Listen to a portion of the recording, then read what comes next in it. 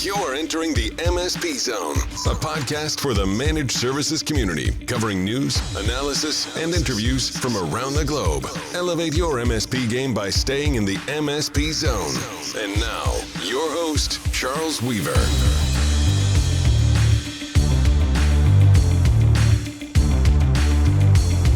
What are the unintended consequences of MSP regulation?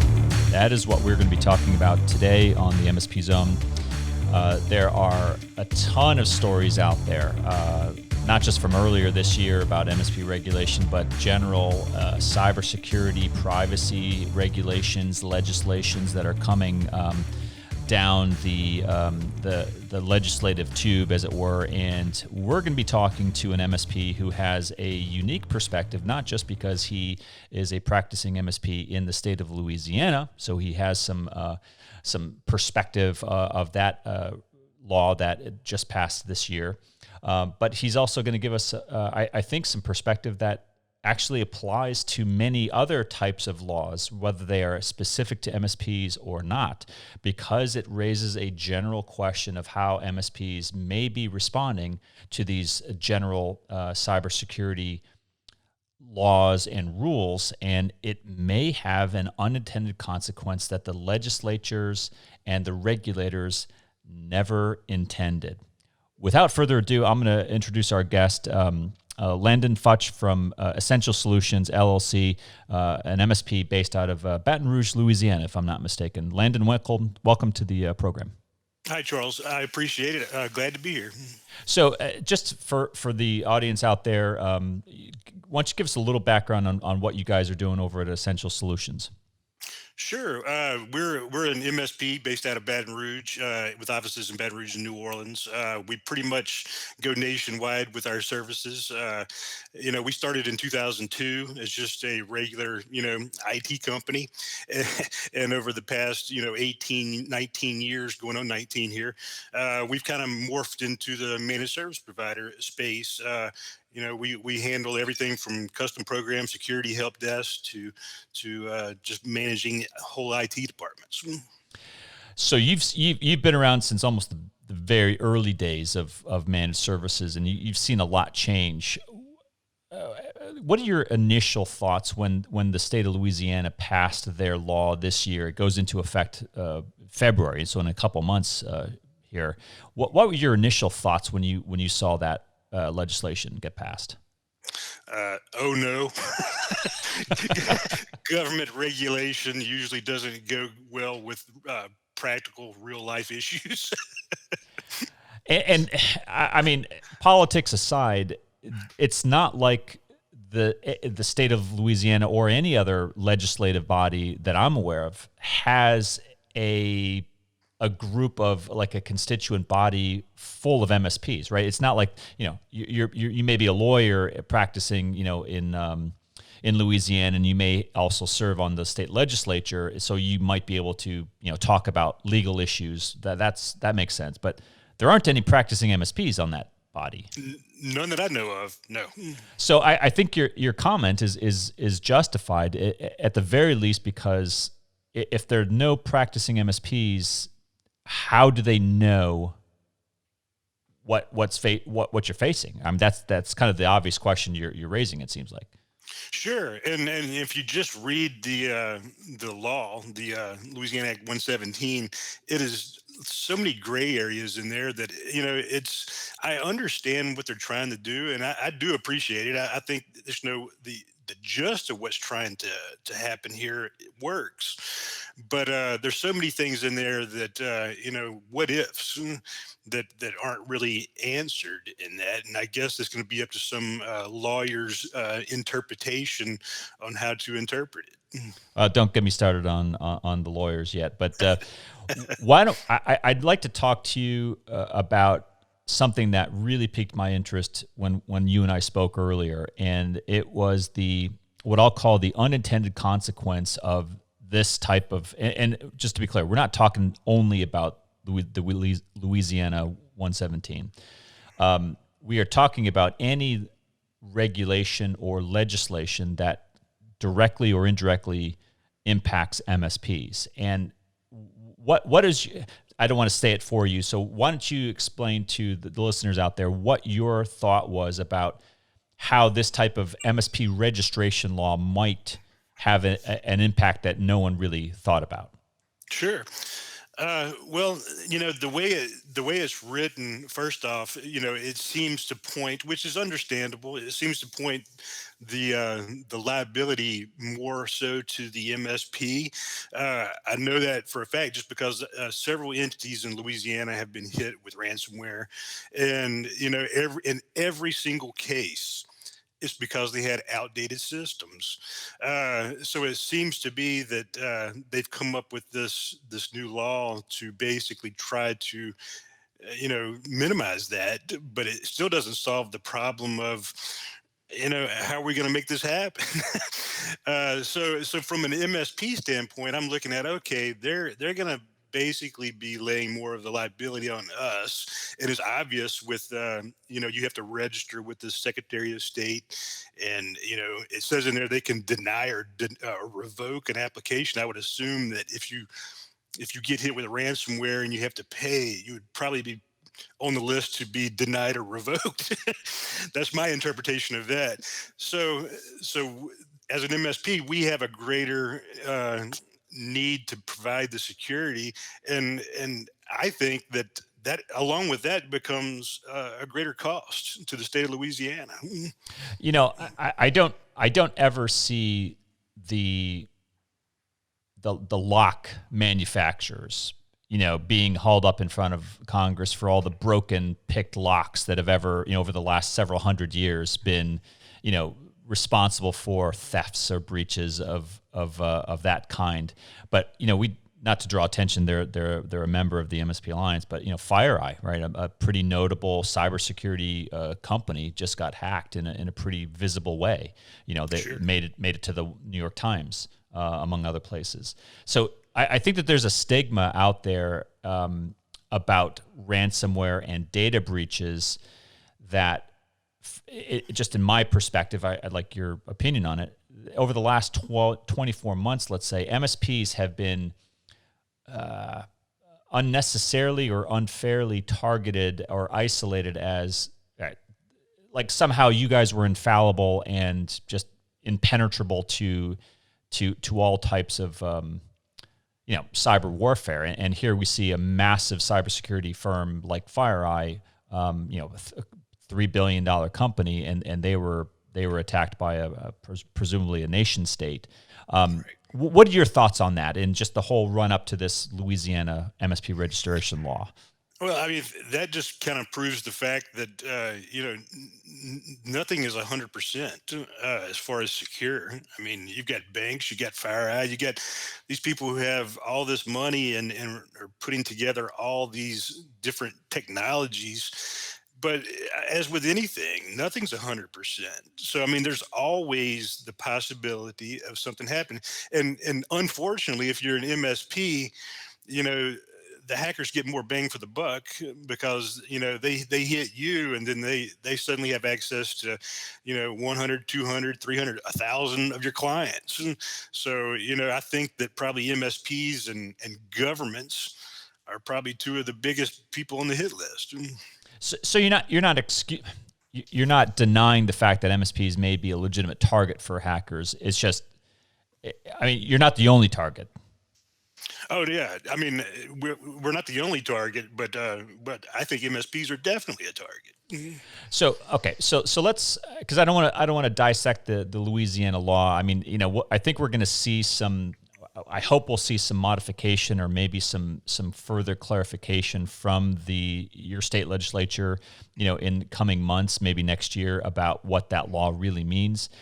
But I'd like to get back to your topic of, okay, MSPs ought to be practicing good cyber hygiene. MSPs have no excuse but to be doing the very best things that they can do to protect themselves and, by extension, their customers. I don't think you disagree with that, but I mean, tell me, is that a fair statement? Oh, absolutely, that's fair. But we also rely on the tools that we use, and then, if there's a failure in a tool that we use to provide the security, then obviously that comes back on us too. Yeah. Okay. So, I mean, in your case, if you were an MSP using FireEye, right, that would be through no fault of your own.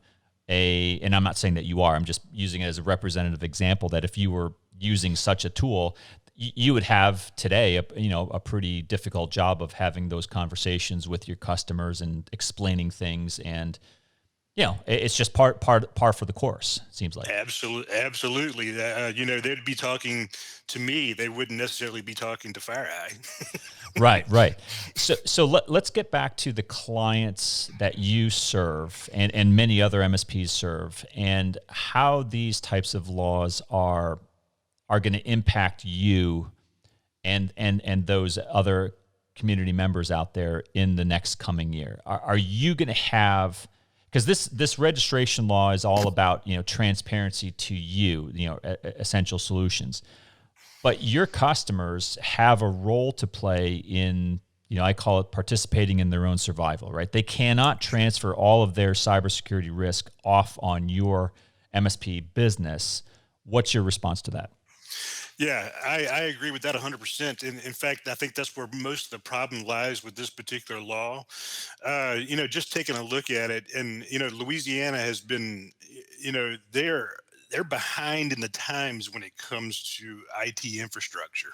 I mean, every single one of the entities that got hit with ransomware, they're running old stuff. I mean, so basically, as an MSP, I'm going to come in there. I'm going to say, well, look, now that we have to do all this stuff, which, these are our requirements anyway. And I'm sure that some MSPs have made, some allowed certain things to pass just because they're dealing with them. But, now it's time for the MSP to stand up and say, look, here's what's got to happen around here.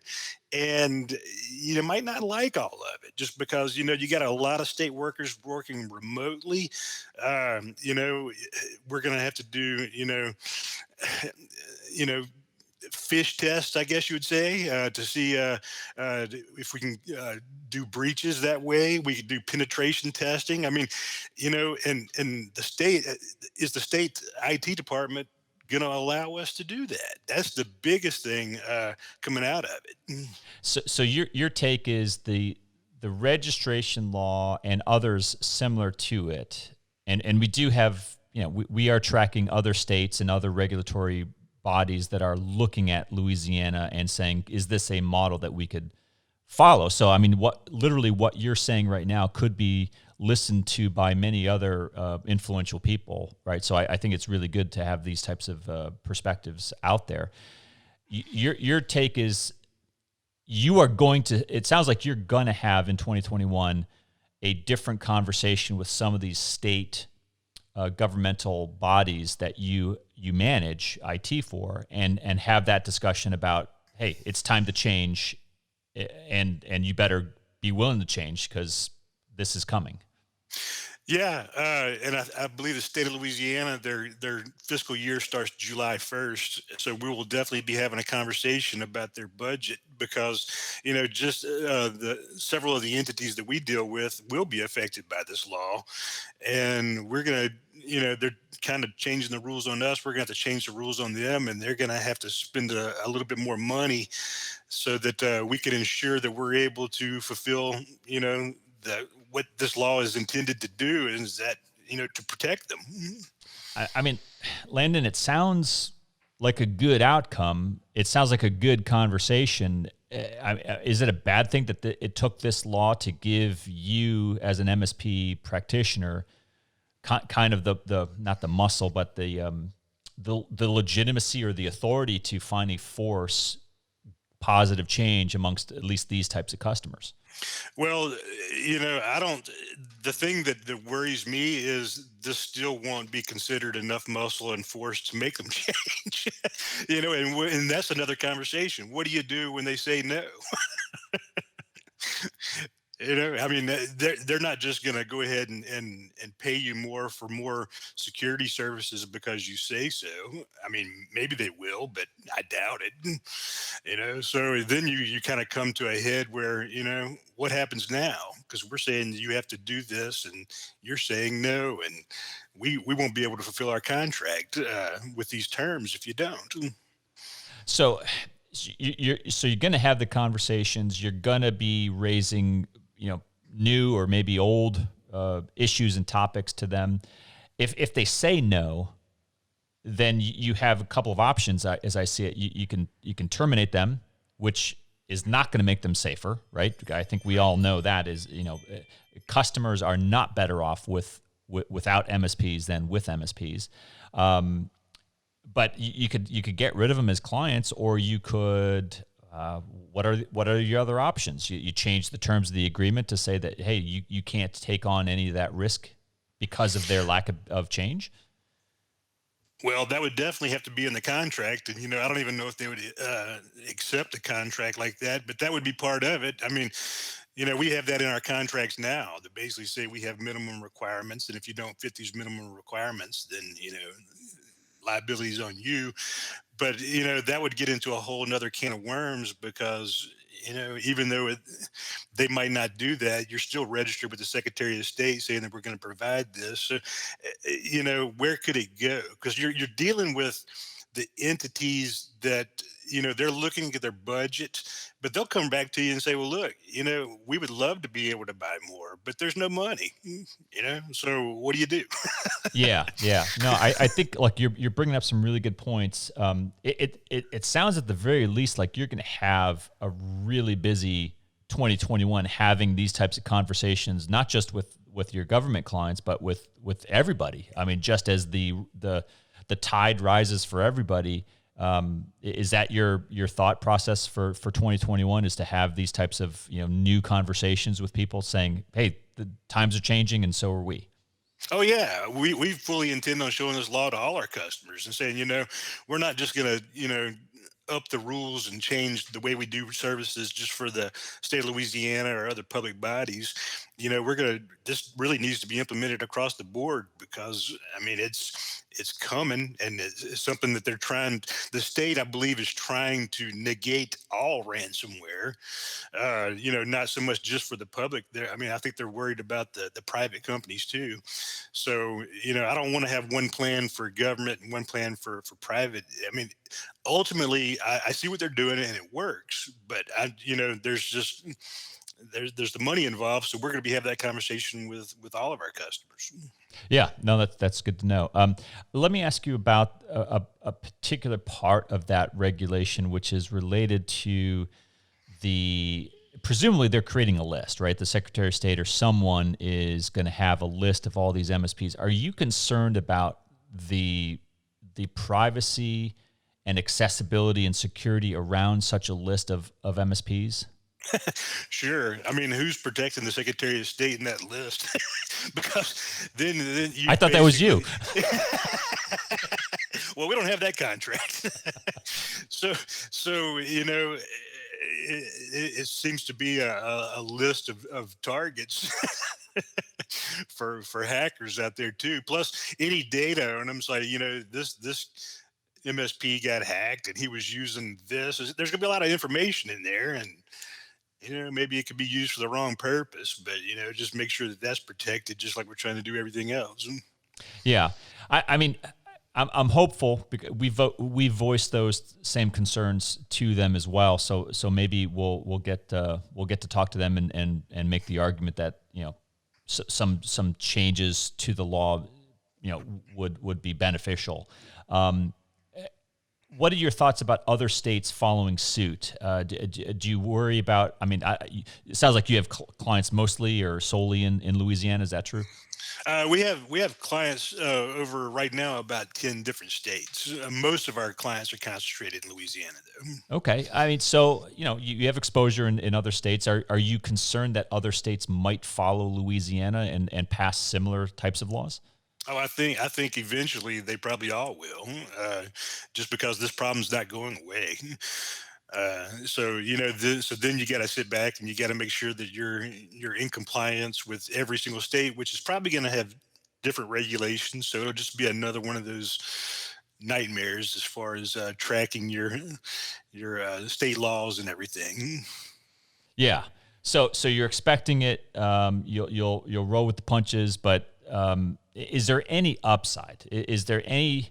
Does all of this attention on MSPs make the fact that, as it does to me, that you guys are just indispensable to the global economy and protecting that which is important to your customers?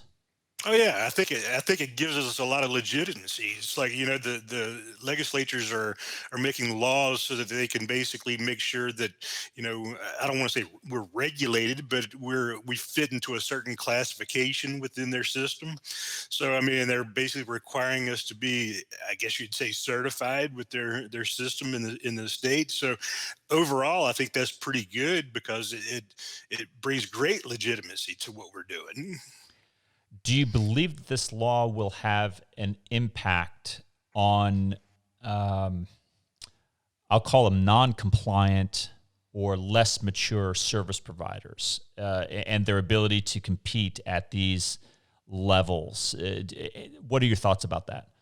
Yeah, it depends on what kind of data they're going to be collecting and with the Secretary of State. But I would assume that if you constantly get hit with ransomware and you constantly have problems and you're constantly reporting them to the Secretary of State, I'm pretty sure that you're going to fall off that list. So I think it's going to be ultimately a list of the good guys who are doing everything they can and making it work. So I think it's ultimately, at the beginning, you probably won't have it, but over time, if you're registered with the Secretary of State, that shows that you're legitimate and you've got the back end to be able to handle the workload and you're doing the right stuff. Well, Landon, I appreciate your comments and your input on this because it's really interesting and like I said, you had a unique perspective of those unintended consequences that I think we still haven't seen all of them yet, and I think we're going to see a lot of that flesh out in 2021 when this law goes into effect and we start to see the law actually being practiced or adhered to. It's going to be an interesting year to say the least. Oh, absolutely. And it's going to be interesting to go from February 1st to June 30th, too, on the current budget, which the new law will be implemented, but there won't be any changes to any contracts for that period of time. So that should be interesting, too. Well, keep up the good work, and good luck with all those conversations. It sounds like those are going to be some interesting conversations you have with your customers. And if you have any of them, that you feel like sharing, how in general, how they're going, please let us know. And we'd love to have you back on the MSP Zone and hear your thoughts on how that's panning out for you. Absolutely. Absolutely. Well, Landon Futch from Essential Solutions out of Baton Rouge, Louisiana, thank you very much for joining us today. Hope all of you out there are paying attention to this issue. It's an important issue. And if you have some similar experiences to Landon's, definitely let us know. And we'd love to have you on the MSP Zone. Until next time, this is Charles Weaver. Thanks for listening. If you enjoyed today's episode, please give us a like. Make sure you are subscribed to the podcast so you will get notified when future episodes are released. We will see you next time in the MSP Zone.